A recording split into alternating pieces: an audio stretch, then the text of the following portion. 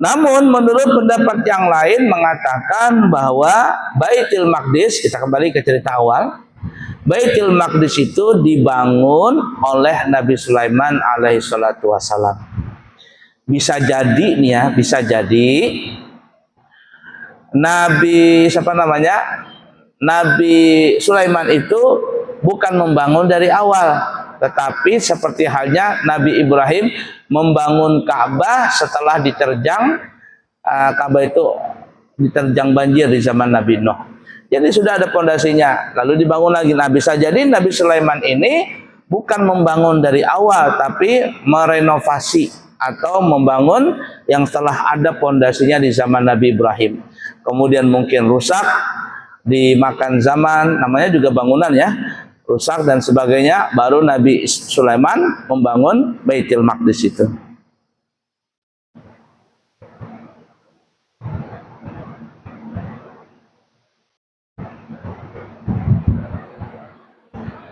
Kemudian para ulama mengatakan setelah Nabi Sulaiman membangun Baitul Maqdis, ada dua pendapat ya, seperti yang kita katakan tadi. Bisa jadi Baitul Maqdis itu memang Nabi Sulaiman yang membangunnya. Memang Nabi Sulaiman yang membangunnya dari awal. Tapi kalau menurut riwayat yang kuat pendapatnya adalah Nabi Ibrahim yang membangun Baitul Maqdis sebagaimana Nabi Ibrahim membangun Baitullah Al-Haram. Jaraknya 40 tahun. Bisa jadi setelah Nabi Ibrahim membangun Baitul Maqdis, kemudian Baitul Maqdis itu dimakan zaman hancur, rusak dan sebagainya. Di zaman Nabi Sulaiman beliau pun merenovasi atau membangun ulang Baitul Maqdis itu. Nah, setelah itu kata ulama, lalulah Nabi Sulaiman berdoa sebagaimana yang kita sebutkan doanya pada pertemuan yang lalu dalam surah Sad. Apa kata Nabi Sulaiman? Qala rabbi firli wa habli mulkan la yanbaghi li ahadin min ba'di wa habli mulkan la yanbaghi li ahadin min ba'di innaka antal wahhab. Wahai Tuhanku, ampunilah aku, kata Nabi Sulaiman. Ampuni aku wahai Allah, dan berikanlah kerajaan kepadaku yang tidak ada seorang pun sesudahku untuk menyaingi kerajaanku. Sesungguhnya engkau adalah Zat yang maha pemberi. Doa Nabi Sulaiman ini akhirnya dikabulkanlah bahasa kitanya. Sehingga Nabi Sulaiman adalah seorang raja yang tidak ada menyaingi dari segi kekayaannya, dari segi kekuasaannya. Karena Nabi Sulaiman dari segi kekayaannya luar biasa kayanya. Nah, istrinya aja sampai 1000 orang yang seperti kita ceritakan kan. Nggak ada zaman dulu raja punya istri sampai 1000, apalagi zaman sekarang nggak ada. Kemudian kekuasaannya, Masya Allah, beliau diberikan kekuasaan angin, binatang daratan, lautan, udara, manusia, jin pun dikuasai oleh Nabi Sulaiman. Coba lihat ya doa itu. Rabbi filli wa habli mulkan la yanbaghi li ahadin min ba'di innaka antal wahhab. Coba perhatikan doa tadi itu ya. Kata Nabi Sulaiman, ya Allah ampuni aku. Nah, dan berikanlah kerajaan kepadaku. Coba lihat susunan doa itu adalah kita dianjurkan kalau berdoa itu jangan langsung minta. Jangan langsung minta. Tahu diri kita ini banyak dosa. Makanya kalau kita tahu diri sama Allah Ta'ala itu mesti kita minta maaf dulu, ya Allah ampuni aku ya Allah kalau ada salah. Nah, setelah Allah ampuni, setelah kita mengaku dan Allah ampuni, baru kita minta sama Allah. Minta apa yang kita minta? Ini jangan langsung ya Allah minta aku. Dalam riwayat yang lain itu kan Nabi pernah mengatakan, kata Nabi ada orang yang berkata, yang berdoa, ya Allahumma. Ini orang ini minta, ya Allah aku minta ini, ya Allah minta ini. Nabi mengatakan ada orang berdoa minta sama Allah. Tapi kata Nabi,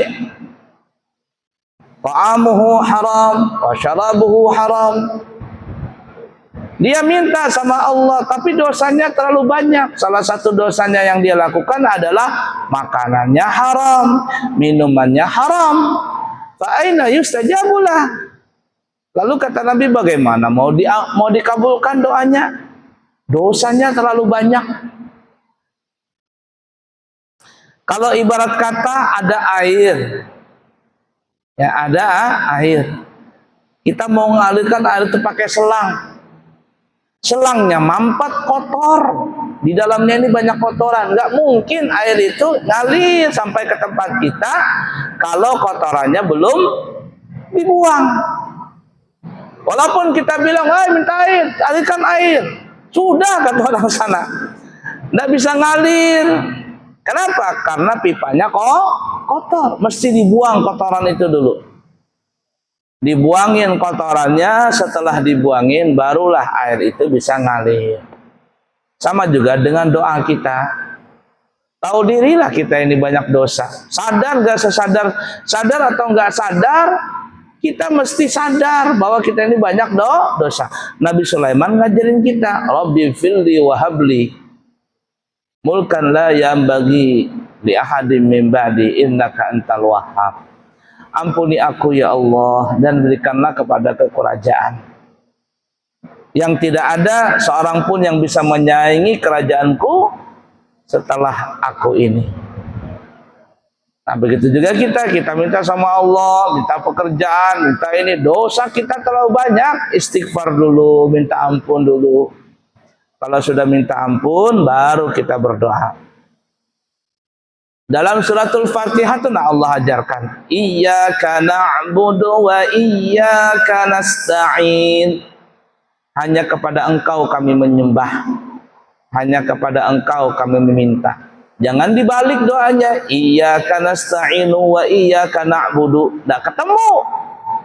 Kami minta tolong dulu sama Engkau ya Allah, baru kami menyembah Engkau. Nggak ketemu.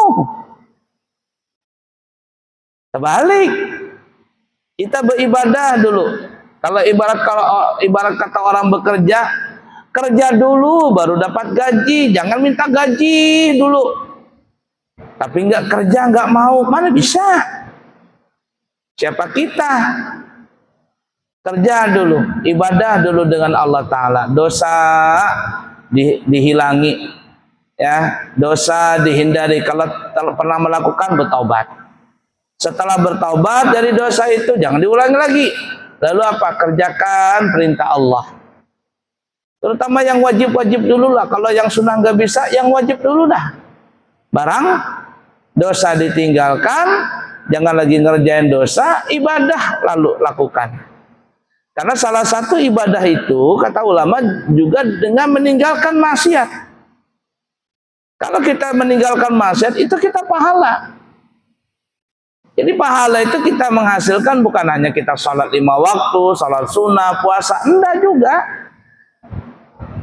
Kita meninggalkan maksiat itu pun jadi pahala. La ilaha illallah. Makanya ada orang ulama itu suka tidur. Ulama itu ada yang suka tidur aja kerjaannya. Kalau tidak ada pekerjaan, kalau tidak ada ngajar, tidur dia. Tapi niatnya itu tidur untuk apa? Untuk menghindarkan dirinya dari perbuatan maksiat. Karena kalau orang sudah tidur, tidak sadar lagi sudah. Tidak kemana-mana. Mata nggak ngelihat kemana-mana, telinga nggak mendengar kemana-mana, kaki tangan nggak meraba berjalan kemana-mana. Jadi mereka tidur, aku tidur untuk menghindarkan diriku dari maksiat. Tidurnya jadi dapat pahala. Nah, ala kulli hal ya.